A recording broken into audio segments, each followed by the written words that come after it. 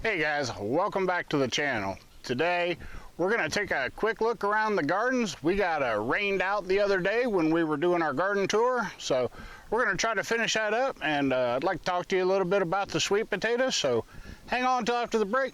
We'll run around and finish that tour.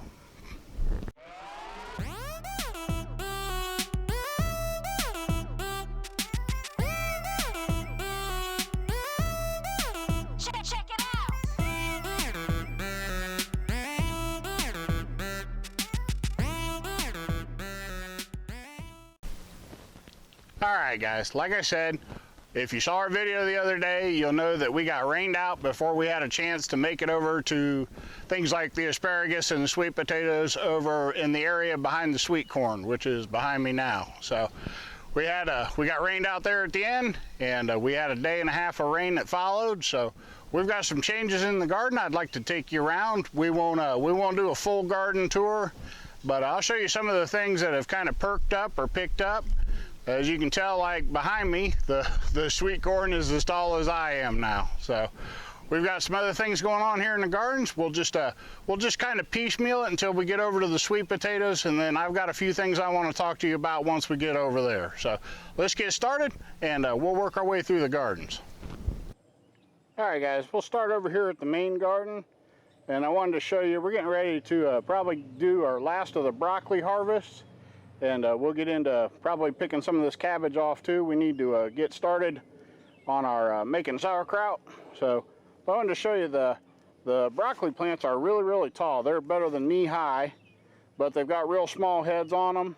And let's see here, we'll hit up here. There's a head that bolted on us. It's probably not completely ruined. We could eat it, but we'll probably end up giving it to the chickens. But you can see the heads that are coming on now are coming on small. So we're probably just going to need to get these heads picked off. We'll salvage what we can. We'll run on down through the row. You can see there's a few more that have bolted on us down there. So we'll run down through here. We'll pick off what we can. And rather than wait around, I know you can cut the heads on a broccoli plant and wait for the side shoots. And the side shoots will produce almost as much as the head itself. But we're probably going to move on once we get these and the cabbage out of the way, and we'll plant something else here in this end of the garden. So we have to keep moving. We'll keep right on gardening all the way till Jack Frost runs us out. So, but anyway, wanted to show you this broccoli real quick. The rain has forced some of the heads into going ahead and bolting on us. So about time to start doing something a little different here in this end of the garden. All right, guys, we'll turn around here and take a look down through the sea of beans here. But as I told you before, they're butting right up here against these pepper plants. But we're glad to see the peppers are starting to put on. So we should be able to get a harvest out of them before the beans run them over. And glad to have those. Those are some jalapeno peppers, and we like to pickle them and use them in all kinds of our other cooking stuff. So we're glad to see these peppers are going to hang on just long enough that the beans don't run them over. Alright guys, we're over here at the raised bed garden, and this is Tina's chubs. It's her cherry tomato plant, and we put these clones in. They were cloned. We just pinched tops off a few of the tops out of chubs there, and we threw them over here underneath the Brussels sprouts, and we had some lettuce in here, and they grew in the shade until the others came out. And now they're getting some size on them, and they're starting to put on some tomatoes of their own. But I thought this was really interesting. You know your soil's pretty good when you can chop down a plant. That's a Brussels sprout stump there, and they try to come back. So I never knew that Brussels sprouts would make a second go at it. But we're going to let them just come on up, and if they want to come up and try to form a Brussels sprout, we'll move over here. There's another one there. The one back in the back there's got some green on it too, but if they want to try to come up, we're going to let them come on and try it. But got a bunch of little cherry tomatoes on their way, and we may continue to, we'll probably pop a few of the suckers off of chubs there, and we may just continue to keep building them back into this bed for late season cherry tomatoes, but we should just have a whole bed there that just produces cherry tomatoes till fall. So we'll just keep cutting tops and rooting them back in, and we'll see where we get. Alright guys, we've moved over. Chubbs is right over there where we were. And there's a trap we need to get fixed. We caught a coon in it the other day, and he decided to damage our trap. So we'll get that put back together and we'll get that reset. But we'll move over here, and I wanted to show you how these tomatoes here have come on. They're better than a foot tall. You guys have been following these tomato plants since they were over in the little planters over on the trailer there. And when we put them in here, they were, you know, maybe 4 inches tall or so, not 2 weeks ago. So these guys really have some great growth going on as they come up. We'll tie them up to these posts here. And the big one here on the trellis, that is another clone off of Chubbs. In fact, it was the first thing we cloned off of Chubbs about the same day we planted her. So this is a nice big old clone here. It's come through the trellis way, and just keeps right on headed up. So that one's some cherry tomatoes. These ones down here in the box though are Romas. So we're looking for mostly Romas this year. We're going to be doing a lot of sauce and stuff later this fall. So get ready for some canning videos. But we'll roll on in here, and real quick we'll take a look. The peppers are coming on strong. Getting a lot of good, getting a lot of new peppers in there. Just showing some back in through there. Let's see if we can find some more. There's a couple coming on there. Yeah. Let's see, I'll have to chase the peppers around. But we got plenty of green peppers coming on. They're doing really, really well. These were mostly bought starts. Our seed starts are over in the other beds. But we'll show you the difference here. This taller one here, those are the bought ones in the middle. And bought them at the local nursery. We took you guys out and showed you. And then these here are the seed starts. They're around the outside and through the middles. But see, there's seed starts there. But the peppers are coming on strong. We got some just some munching onions planted in around everything. We've got them plugged all over here. We have an abundance of onion starts, so we've got them plugged in a bunch of places. But I'm going to bring you in here and show you how well the peppers were doing. Alright guys, we'll show you the bad with the good here for a minute. But we got some red onions in here, and they are not doing worth a hoot. So you're probably going to see us come in here. I've got some yellow squash seeds I've been itching to plant. It's a variety we're not growing currently, so I may just come in here and plant those right over the top of the red onions. Now we'll let what onions are in there grow. No sense in pulling them out, but I'll plant the squash right in over the top of them. It's one of the advantages of working with really rich soil, is we can get away with stuff like that. But I wanted to show you too, these tomatoes here. These are just like the other ones we just looked at. They were little 4 inchers about 2 weeks ago, and they are now up better than a foot. They got some companion onions in there too. That helps run some of the bugs away from them. But these here red onions, they have not done well at all. So got some yellow onions down there that are taking off like troopers. But these red ones here are probably going to end up with squash planted over the top of them. Here, I'll bring you guys down through here. These here are the snacker onion beds, and they are coming up like troopers. They are, look like some military precision there. So we've got them coming up pretty thick. They're all coming up well.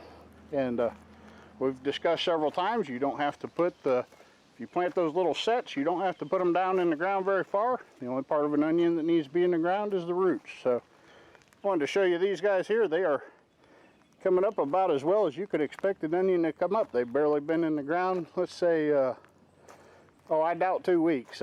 They've got a lot of good growth on them. We're really happy about them, and we'll show you harvesting these here before too long. They will come on fast now this late in the summer. Alright guys, real quick, we are still getting questions about cutting the lower leaves off of the plants. And we cut them off about 2 inches from the stalk. And try to do that on a day where you know it's going to be sunny, and try to do it in the morning. That gives them time to dry up, and that seals it up so you don't get any kind of infection or stuff, bacteria or anything following their way back to the stalk, but or the main growing stalk. But I want to bring you down through here and just show you guys, the plants are healthy, the squash are fine. You can see there are squash just laying all down through here. So we'll get them out of here as we get time. But we had someone ask if it opened the plants up to to attack by the vine borers and stuff. And actually, no, it doesn't. When you open them up like this, it lets the air roll through them, and they get plenty of fresh air, and they get plenty of light down there. Something a vine borer hates, fresh air and light. So get those out of there so your plants can breathe. And it just, I think it helps the overall growth of them altogether. We've had some other people that have done it as well, and they're reporting back they're having good results. Certainly doesn't harm production in any way.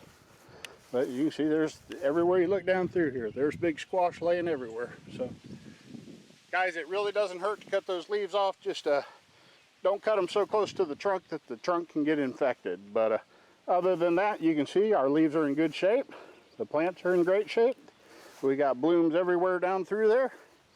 And we haven't hurt our plants at all. All right, guys, if you see what I see, the corn is tasseling. And this is our sweet corn. And we've told you guys that we fertilize our corn 3 times. Once before we plant, once at 18 inches, and now that it's tasseled. When about, I'd say a third of it, or 30% of it is tasseled, that's when we go on and hit it with its 3rd fertilizer, and that helps with ear formation. But guys, we've got tassels on the sweet corn, and it's not going to be long. Alright guys, I'm going to bring you over here by the strawberries. Tina has been working on these all day, but if you can see, they've got these cups here. They're full of dirt, and they are thumbtacked to the sides of the boxes so that the runners can reach into the cups and start the new seedlings off. But we'll swing around here, show you a good example of it. That whole side there is covered in cups, and Tina reports that her thumbs are about worn out from putting in push pins to hold the cups on the sides of the boxes. So they look really great. She has been working really hard at it. We've got a vertical planter that we're going to try to move these to, but we got to give them a chance here to get rooted. But if you've got strawberry plants and you need to find some way to hook your runners up, thumbtacking them to the side of the box is a great way to do it. Alright guys, just a real quick stop here at the carrots. I wanted to show you guys these. Our boxes are 3 2x6s high. A 2x6 is what, 5.5 inches, so 16.5 inches tall on the box. And as you can see, the tops on our carrots are well above that. So they've got some great big tops on them, but right now the carrots are only about maybe 1.25 inches in diameter.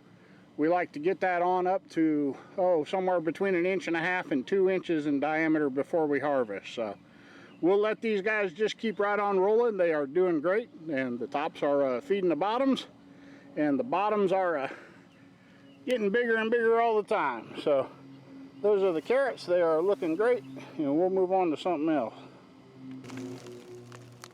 Alright guys, we had a couple of viewers ask us about the tomatoes. I guess I didn't get to them the other day either, but the tomatoes are doing great. You guys have seen these or kind of followed them along as they were growing, but there's 40 plants down through here. We'll wheel around back, but there's 40 plants on down through here, and they will get as tall as these T-posts. And get ready, we'll probably have to start training them here before too long. We're not real big on pruning our tomato plants, so we let the plant just be what it's going to be, and we get what we're going to get. So never really been disappointed. This area's been really great for us. Don't let anybody tell you you can't grow tomatoes in the same place twice. These tomatoes are going on about 9 years in the same holes. Now we change out some of the dirt. We've covered that in our tomato planting videos, but these plants here are doing great. We're looking forward to a good harvest. And once again, these are all Romas. We've got several varieties of Romas. Maybe we'll just do a video on tomatoes one of these days.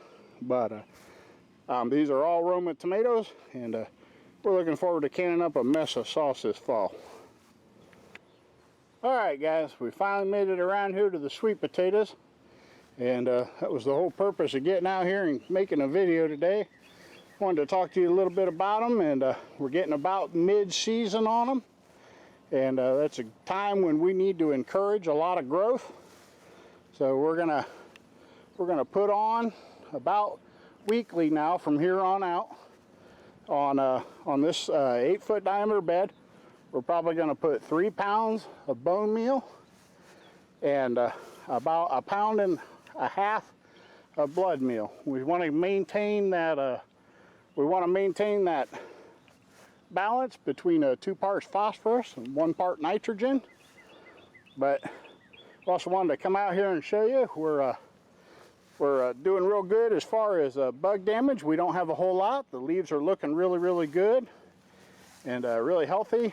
But if you're looking for another fertilizer suggestion, Job's makes an organic vegetable and tomato fertilizer. Comes in a red and white bag, kind of looks like a circus tent, but they sell it at Lowe's, and it maintains that same balance. I believe it's a 374. So you want your second number twice the size of the first one or more. So that's a 7-to-3, and that's good at holding up that ratio. But now is the time when we need to be feeding on these sweet potatoes, and we want this foliage. Now you can see here, using the edge of the tank, the foliage is, I would say, 8 to 10 inches deep.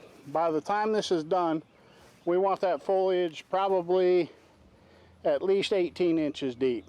And in years past, we've trimmed these runners that are coming down the side, and we did that to try to keep mice and stuff from climbing up the runners and getting into the beds.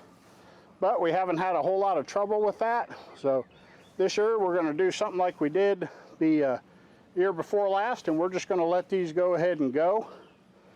But another thing you want to do at this point in the season is keep them really, really well watered. You got a lot of brand new growth, and that new growth will come on almost kind of a purpley color. Get some of those, see some of those purple leaves down through there? That's all the ends of new vines. But you're going to have a lot of new growth coming on, and you're going to need a lot of water. I wanted to bring you down here and show you. We pulled the plug out of the side of the pen, and we've turned the planter downhill. There's just a slight downhill edge, but you can see the mud there. When we pulled the plug out of there, we put rocks around it. The rocks allow it to continue draining, and it's been here for years now, and it still continues to drain. So what you want to do is you put those rocks around the inside of there. That lets it drain, and it also keeps critters from coming back in the hole and getting into the bed. So they've done really well. It maintains its moisture, and you want to do your part. Make sure you deep water them. We water in the morning, and then we leave them dry all day. What you don't want is a wet plant sitting all night. That just invites trouble, like with squash, the powdery mildew, and all kinds of things you don't want to be dealing with. So get your plants a good drink of water in the morning, and if you've got to, like the tomatoes, mulch them so it holds the moisture in. Or these guys are mulching themselves by shading the ground with their leaves. But you want to get them a good drink of water first thing in the morning. That'll keep them moist the rest of the day. And when you feed them, don't let those powders sit on the leaves. You want to make sure that you water it right after you do it and get those things rinsed down in, but don't overwater it. You don't want to leach all your good stuff right out of the bed and have it end up in that mud puddle down there beside it. So guys, if you have any questions about sweet potatoes, we usually do pretty good at them, but if you have any questions, please leave them down below. They can be the bane of people's existence, or they can be a really good fall crop. So we kind of grow them as somewhere between a staple and just a treat, but when the years work out good, we're glad to have them. So guys, if you have any questions, leave those down below. We'll get back over here and talk to you a little bit more, but I wanted to bring you over and show you the sweet potatoes are doing great. The leaves are in great shape. The Japanese beetles are out in full force. I don't know if you can see, hanging over there in the fruit tree is a Japanese beetle trap. There's another one behind me over by the strawberries, probably 35 feet behind me. But the traps are doing their jobs. They're drawing the beetles away from the plants. I haven't seen a single one on here while we've been talking, and I'm not seeing any leaf damage either. They'll skeletonize a leaf. You'll come out and it'll look like their jaws aren't actually big enough to eat the veins on a leaf.